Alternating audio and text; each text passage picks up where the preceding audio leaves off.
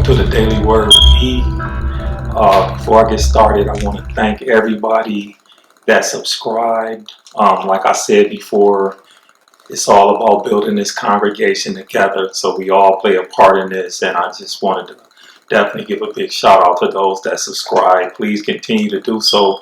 Please continue to share the videos with your friends and family. They're all welcome to be part of our family.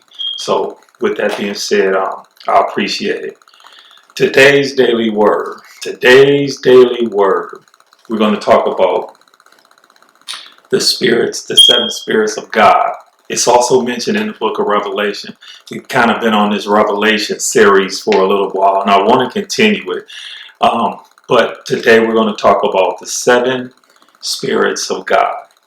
The seven spirits of God are the Spirit of the Lord, and the Spirit of wisdom, and the Spirit of understanding, the Spirit of counsel, the Spirit of might, the Spirit of knowledge, and the Spirit of the fear of the Lord.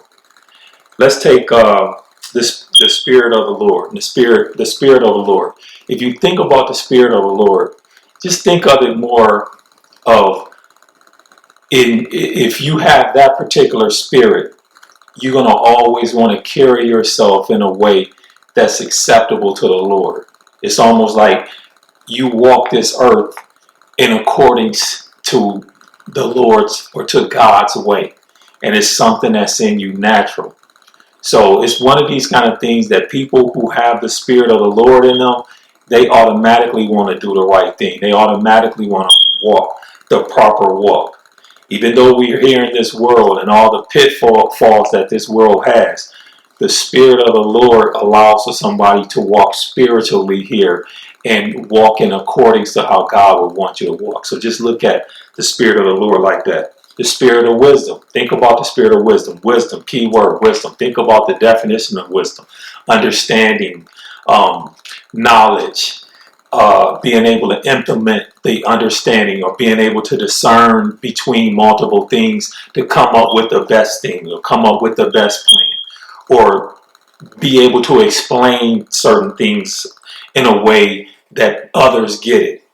So it's a lot of elements to wisdom, but first thing we do is we think about the definition of wisdom, and then think about if you have that spirit of wisdom, it'll help you in how to make things happen in life, how to make things happen in this world, how to share with others, how to develop things, next level thinking. It's a whole lot of elements that's supported by having the spirit of wisdom. We have people out there.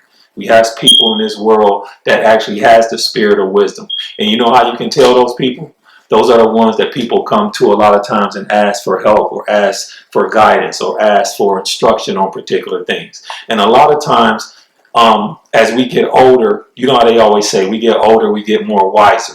And a lot of times the spirit of wisdom is shown real prevalently in our elderly, or our elders, so to speak. But don't get me wrong, they got a lot of young people that has that spirit of wisdom in them just at an early age. They just got it.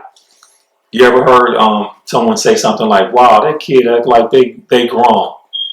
But they're a kid, but the way that they think, the way that they move, the way that they organize, the way that they write, and their logic, it's just something in them. So that's what the spirit of wisdom is in a nutshell. It's just a whole bunch of different things that make up that person's knowledge base and how they go about life, being able to work in accordance to how God would want us to develop and have understanding of things.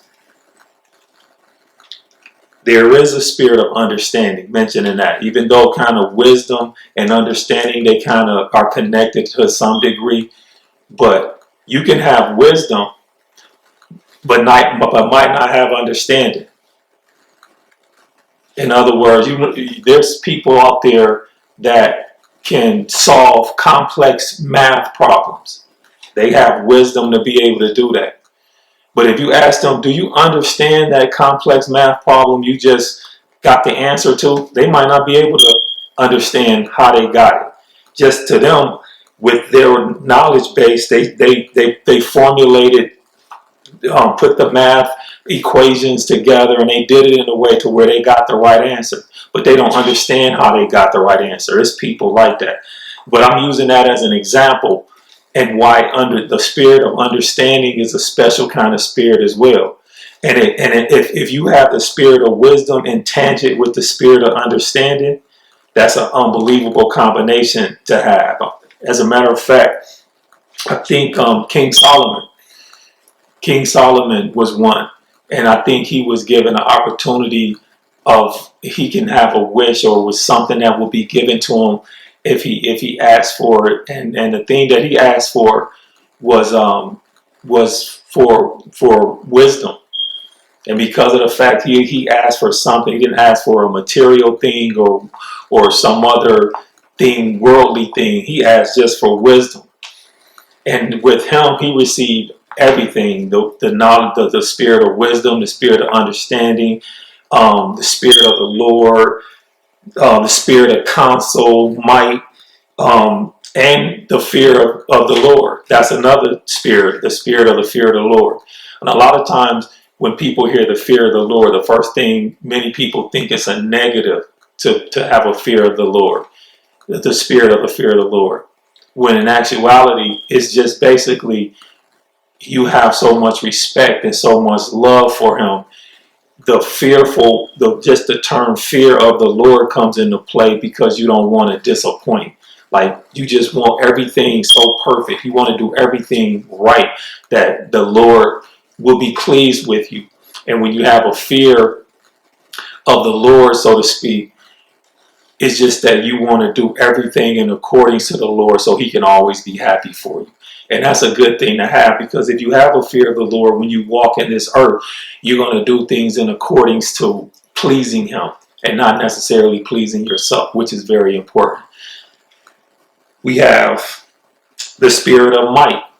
The spirit of might, look at that more like you are, although we're in this world and there's a lot of pitfalls that's associated with being in this world, part of the armor and that you can have is being blessed with the spirit of might, and having a fearlessness to making sure that you're able to abide and making sure you're able to implement the ways of the Lord, and you got the strength to deal with anything that comes your way that this world has to offer, that you're able to fight it and do whatever, but you're going to always maintain and always going to walk in the ways of the Lord. That's the most important thing.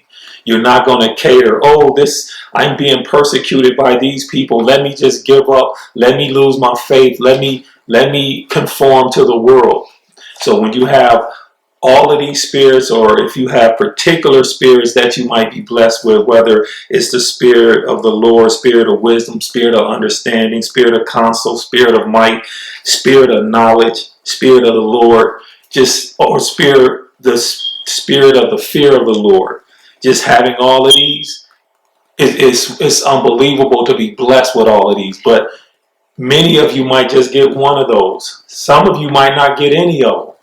But you can associate yourself with people who might have those kind of things. For example, if you find an individual and say they might be an elder or whatever that you tend to seek to go get advice, and the kind of advice that you get from them is always positive, it's always on point, it's always something that's beneficial for you and your walk in this life, that might be somebody that has the spirit of wisdom. But say you might not have that.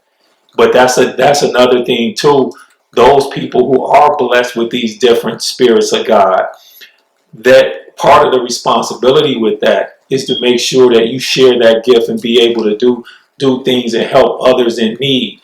That gift that you have can allow for the betterment of your brothers and sisters. So in other words, a lot of don't just want these particular gifts or just for yourself, just to satisfy whatever you need and utilize them for your benefit only.